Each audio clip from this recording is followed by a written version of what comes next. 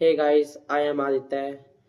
जैसे कि मेरे पास एक बच्चे का कमेंट आया था कि भैया कंपनी लॉ को कैसे करना है। उसे कंपनी लॉ का कुछ समझ नहीं आ रहा था। तो आज मैं इसी टॉपिक में बात करने वाला हूँ। फर्स्टली देखा जाए तो लॉ में तीन तीन सेक्शन है। पहले इंडस्ट्रियल लॉ है, फिर कंपनी लॉ है, फिर बिजनेस एथिक्स है।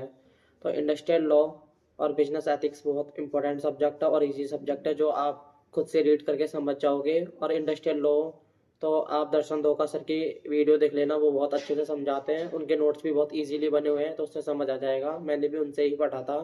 और बिजनेस एथिक्स आप खुद से पढ़ सकते हो, इजी लैंग्वेज में है। बात रही कंपनी लॉ की, तो फिर कंपनी लॉ 40% आता है। तो इसमें आपको सबसे पहले एक मैं प्लेलिस्ट प्रोवाइड करूंगा अर्जुन छाबरा सर की, उन्होंने बहुत अच्छे से समझाया है। अगर कंपनी लॉ के सिर्फ दो ही क्वेश्चन आते हैं, क्वेश्चन नंबर 5, क्वेश्चन नंबर 6, इसमें 4 क्वेश्चन आएंगे टोटल। और क्वेश्चन नंबर 8 भी आता है इसमें टोटल।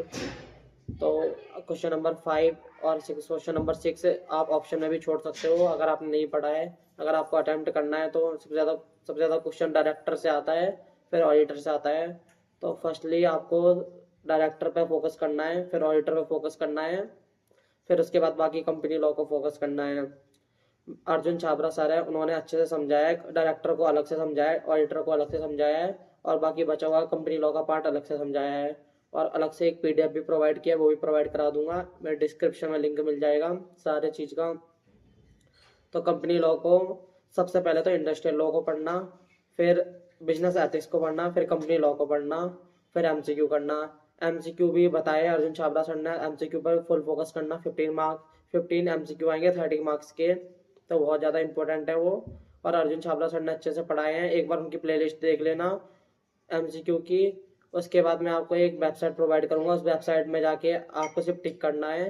वो एमसीक्यू सारे एमसीक्यू जो आईसीएमआई की तरफ से गिवन है उसी से एमसीक्यू आएंगे वो सिर्फ। अर्जुन छाबरा सर की प्लेलिस्ट है कंपनी लॉ के लिए, आप उसे देख लेना, सबसे बेस्ट वही है। और जैसे सर बोलते जा रहे हैं उसी हिसाब से रोड मैप बनाते जाना है कॉपी में। हर सेक्शन के लिए एक अलग से रोड मैप बनाना है, एक डायग्राम बनाना है, उसी हिसाब से लिखते जाना है, वो भी सेक्शन वगैरह हैं। इससे जल्दी से याद होता है। बाकी इंडस्ट्रियल लॉ और बिजनेस एथिक्स में सब अच्छे से कर लेना, और कंपनी लॉ के डायरेक्टर ऑडिटर को अच्छे से कर लेना, और बाकी पार्ट बाद में कर लेना लास्ट में।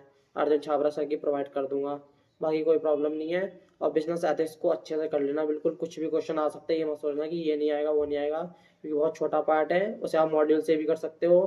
अगर आपको पीडीएफ चाहिए अलग से तो वो भी मिल जाएगी, वैसे मॉड्यूल से ही सबसे इजी वे में लिखा हुआ है। और इंडस्ट्रियल लॉ दर्शन दो का सर पढ़ा देंगे आपको।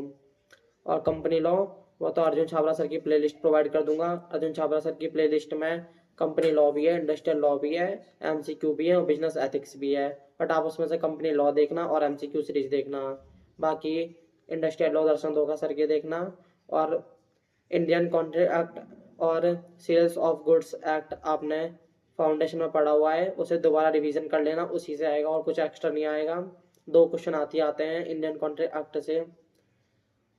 बाकी केस स्टडीज आजकल ज़्यादा आ रही हैं, तो जैसे कि मॉड्यूल पेपर रिलीज होगा उस हिसाब से करना, क्योंकि केस स्टडी पहले 2 आती थी 8A और 8B में, और अब और भी आने लग गई हैं। डायरेक्टर चैप्टर से आई थी इस बार, तो दिसंबर 2025 में। तो केस स्टडीज़ पर भी फोकस करना है। उस अगर आप कहोगे तो उसकी भी पीडीएफ प्रोवाइड कर दूंगा, केस स्टडीज़ की भी। और बाकी कोई प्रॉब्लम हो तो कोई भी सब्जेक्ट में कमेंट कर देना। थैंक